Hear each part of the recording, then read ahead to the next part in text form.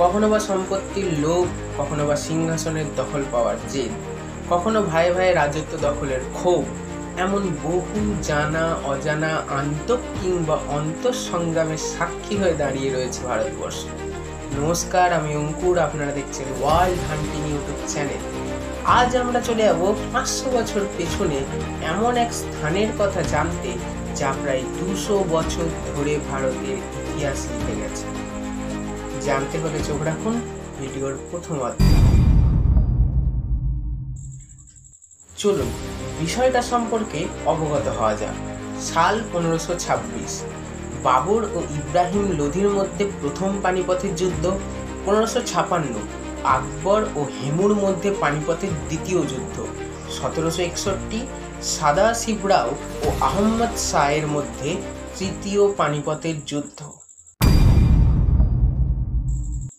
এখন প্রশ্ন হলো কেন 200 বছর পরেও সদাশিবরাও যুদ্ধের জন্য বেছে নিয়েছিলেন এই পানিপথকে?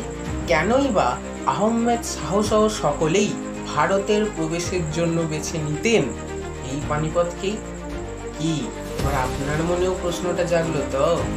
তবে জানতে হলে চোখ রাখুন ভিডিওর দ্বিতীয় অধ্যায়। সাল 1526, 1556, 1761, তিনবারই বহিরাগতরা ভারত প্রবেশের জন্য বেছে নিয়েছিলেন এই একটি পথ, পানিপথকে। কারণ একটাই, এই স্থানের কৌশলগত নৈকট্য। কারণটা ঠিক হজম হলো না বলুন? চলুন ব্যাপারটা হজম করে আসি। পানিপথ প্রায় 200 বছর ধরে যার বুকে দাঁড়িয়ে ভারতের ইতিহাস লেখা হয়েছে, সেই পানিপথ বর্তমান হরিয়ানার অংশ হলেও আজ থেকে প্রায় 500 বছর আগে তৎকালীন ভারত তথা হিন্দুস্থানে প্রবেশের সিংহদ্বার হিসাবে অবস্থান করত এই স্থান।